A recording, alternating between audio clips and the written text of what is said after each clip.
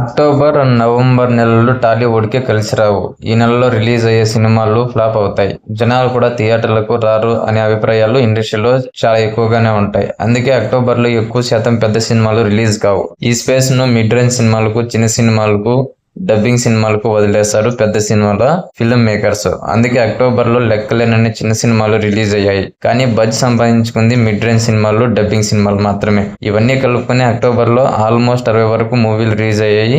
వీటిలో 4-5 తప్ప బాక్సాఫీస్ వద్ద సందడి చేసినవేమీ లేవు.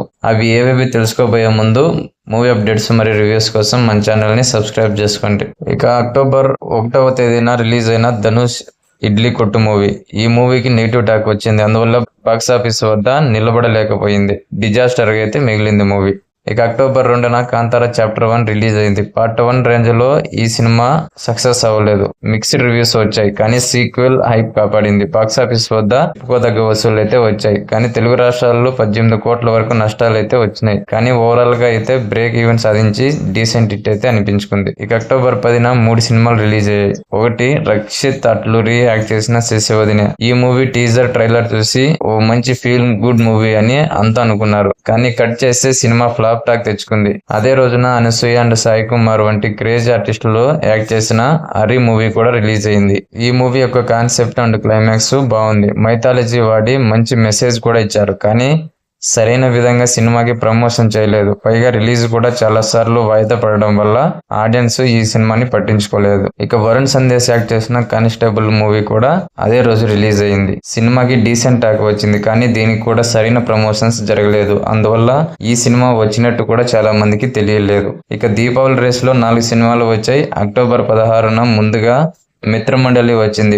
బన్నీవాస్ ప్రొడక్షన్ లో వచ్చిన ఈ మూవీ పెద్ద డిజాస్టర్ గా అయితే నిలిచింది. ఇక అక్టోబర్ 17న ప్రదీప్ రంగనాథ్ డ్యూడ్ మూవీ భారీ అంచనాల మధ్య రిలీజ్ అయింది. కానీ దీనికి మిక్స్డ్ టాక్ వచ్చింది.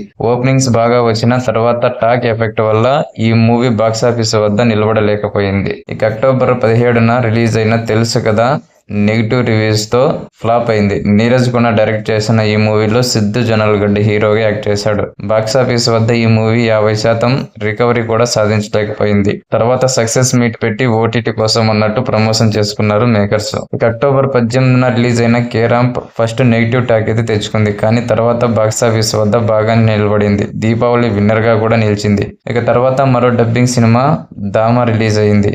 రష్మిక మెయిన్ క్యారెక్టర్ లో యాక్ట్ చేసిన ఈ మూవీ పర్వాలేదనిపించే టాక్ అయితే వచ్చింది. కానీ బాక్సాఫీస్ వద్ద నిలబడలేకపోయింది. ఇక అక్టోబర్ చివరిలో వచ్చిన విద్రోహి ఇలాంటి మూవీస్ జస్ట్ పేరుకు మాత్రమే అట్లా వచ్చి అలా వెళ్ళిపోయాయి. ఇక అక్టోబర్ 31న బాహుబలి ది ఎపిక్ రిలీజ్ అయింది. మళ్ళీ ఆడియన్స్ థియేటర్ కి వెళ్లి ఎంజాయ్ చేస్తున్నారు. రిలీజ్ సినిమాల్లో ఇది ఆల్ టైమ్ రికార్డులు సృష్టిస్తుంది. ఇక మాస్ మహారాజా రవితేజ్ యాక్ట్ చేసిన మా జాతర కూడా అక్టోబర్ 31న ప్రీమియర్స్ తో రిలీజ్ అయింది. ఈ మూవీకి మిక్స్డ్ రివ్యూస్ అయితే వచ్చాయి. ప్రజెంట్ ట్రెండ్ను బట్టి చూస్తే ఈ మూవీ బాక్సాఫీస్ వద్ద నిలబడడం కష్టంగానే కనిపిస్తోంది. సో ఇవి కాకుండా ఇంకా చాలా సినిమాలు అయితే రిలీజ్ అయ్యాయి. అందులో 4-5 మాత్రమే సక్సెస్ అయ్యాయి. అండ్ ఈ అన్ని సినిమాల్లోన మీకు నచ్చిన మూవీ ఏది? ఆ మూవీ యొక్క నేమ్ కామెంట్ సెక్షన్ లో కామెంట్ చేయండి. అలాగే మూవీ అప్డేట్స్ మరియు రివ్యూస్ కోసం మన ఛానల్ ని తప్పకుండా సబ్స్క్రైబ్ చేసుకోండి.